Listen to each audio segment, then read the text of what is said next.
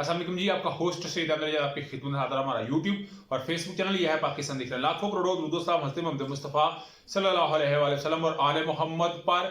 खबरें तो दो तीन हैं, मगर सबसे पहले अदालत की समाअत और मरियम नवाज। आज आप जानते हैं सो मोटो एक्शन था और ये सो मोटो की एक रिपोर्ट थी जो कि पंजाब और खैबर पख्तूनख्वा में जो इलेक्शन की तारीख ना देने के ऊपर जो एक कुश्ती आपस में हो रही थी, तो उसके ऊपर चीफ जस्टिस उमर अता बंदयाल साहब ने 9 रुकनी जो बेंच है उसको सरबराही खुद की, उसको मुकर्रर किया और इस चीज का फैसला करना है कि इंतखाबात की तारीख किसने देनी है।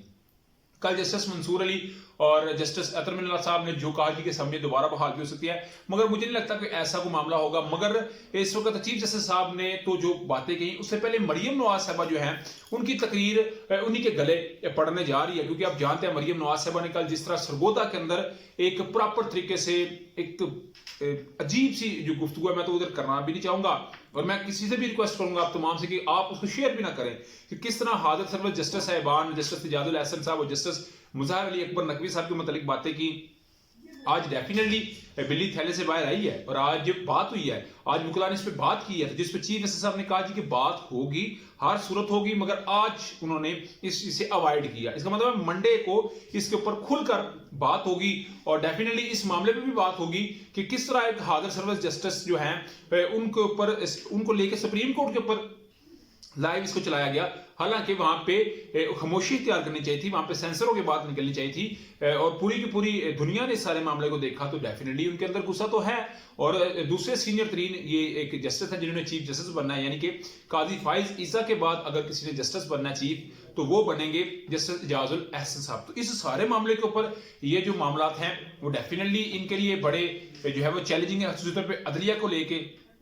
मगर मरियम नवाज साहबा को इस मामले पे तलब करके कोई बड़ा मामला भी हो सकता है। मगर जस्टिस मुज़ाहिर अली अकबर नकवी साहब के मामले के ऊपर जिस तरह मियां दाऊद साहब आए, उनका फ्रंटमैन जाहिद रफीक निकाल लिया, उनकी फैमिली भी बोल लिया कि लाहौर शादमान एक यू टर्न के ऊपर गाड़ी को रोका जाता है जिसमें जस्टिस मुज़ाहिर अली अकबर नकवी साहब मौजूद हैं, वार्डन उसको रोकता है। कहा भी जा रहा है कि जस्टिस साहब अंदर मौजूद है, सुप्रीम कोर्ट के जज है और इसमें उनका नंबर प्लेट भी सुप्रीम कोर्ट की लगी हुई है, मगर वार्डन साहब ने रोका। इस सारे मामले के ऊपर रोकने के ऊपर वहां पे जब वायरलेस चली तो सारे आईजी तक भी आ गए, बड़ी आला जो है वो पुलिस की क़यादत आ गई, इंतजामिया आ गई, मामला रफा दफा हो गया। मगर मामला ये था कि जस्टिस से सुप्रीम कोर्ट के मामला इतनी जल्दी बैठना तो नहीं था, तो उन्होंने कहा कि हम प्रिंसिपल सेक्रेटरी के थ्रू ये काम करवाते हैं। मोहम्मद खान भट्टी साहब को ये बात आई।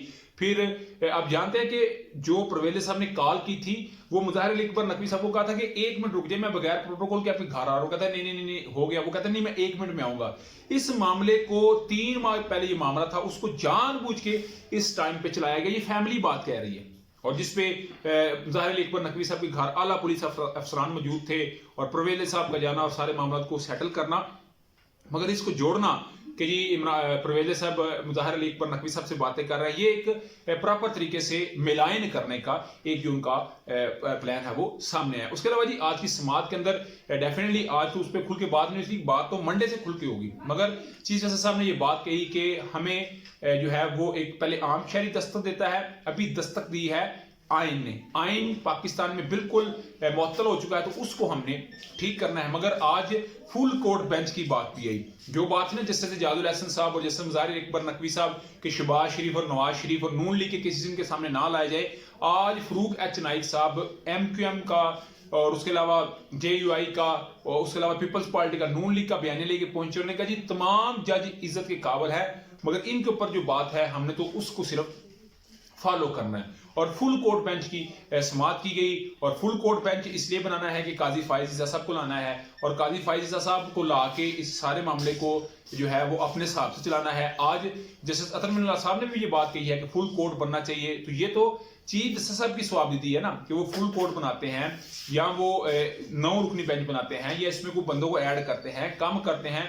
मगर ये एक जो है रफाई अमा का काम है, इसमें जो भी मामला होता है। मगर ओवरऑल अगर देखा जाए तो अदलिया इस मामले के ऊपर ठीक ठाक गर्म नजर है। उसके अलावा जी जस्टिस जमाल दिन मंदोखेल साहब ने कहा कि ये मामला पार्लियामान में जाना चाहिए और पार्लियामानी सियासी मामला है, जिसपे पाकिस्तान तरीके साहब ने भी बात की है, फाज चौधरी साहब ने भी ये बात कही है कि जी किस तरह पाकिस्तान तरीके साहब ने बात कही है कि ये जो मामला अदालतों में जाना उसमें असम्बली में जाना चाहिए। अभी एक नोट था, उस नोट के ऊपर बाकायदा तौर के ऊपर अभी आर्डर नहीं आया, आर्डर का हिस्सा नहीं बना, तो फरूक एच नाइक साहब को मंदोखेल साहब का बयान कैसे मिल गया? ये पीटीए ने बड़ा सवाल उठाया है कि इसका मतलब है ये भी साथ कुछ मिलने का एक प्लान है और फरूक एच नाइक तक पहले मालूमात का पहुंच जाना, तो पीटीआई भी इस मामले के ऊपर मुतहर्रिक नजर आ रही है। तो मैंने कहा ये सारा कुछ आपको बता दिया जाए। उसके अलावा जी जेल बरो तहरीक अटक के अंदर तो 23 दिन के लिए रख दिया गया है शामुल कुरैशी साहब को। तो डीसी जो राफिया है लाहौर की, उन्होंने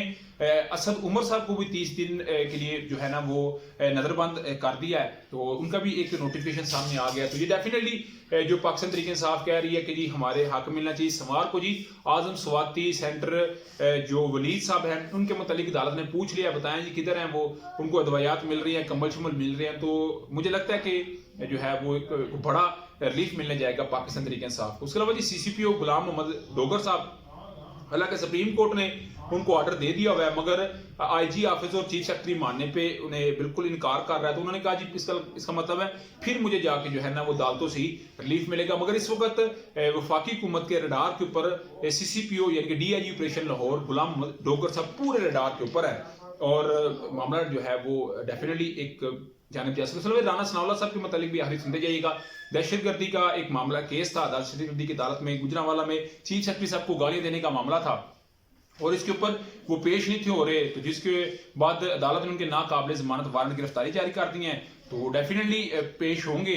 और पुलिस ने उनकी जो है वो मुकदमा खारिज करने की दरखास्त दी थी। अदालतों ने कहा था नहीं, आप सरगोदा जलसों में हमारे साथ ऐसी बातें करते हैं, हम आपको बताते हैं कि अदलिया का एहतराम किस तरह किया जाता है। तो आप क्या समझते हैं कि राना सनाउल्लाह साहब कोई अपने सारे इख्तियारात को इस्तेमाल करते हुए रिलीफ ले जाएंगे या अपने आप को सरेंडर कर देंगे? मगर मुझे तो लगता है नहीं। आप क्या समझते हैं? लाजमी कमेंट से शेयर कीजिए। आगे वीडियो पसंद आते फिर चैनल को लाइक सब्सक्राइब अपने दोस्तों शेयर कर लीजिए। नेक्स्ट वीडियो के लिए होस्ट को जजिया अल्लाह का हमीना सो अस्सलाम वालेकुम।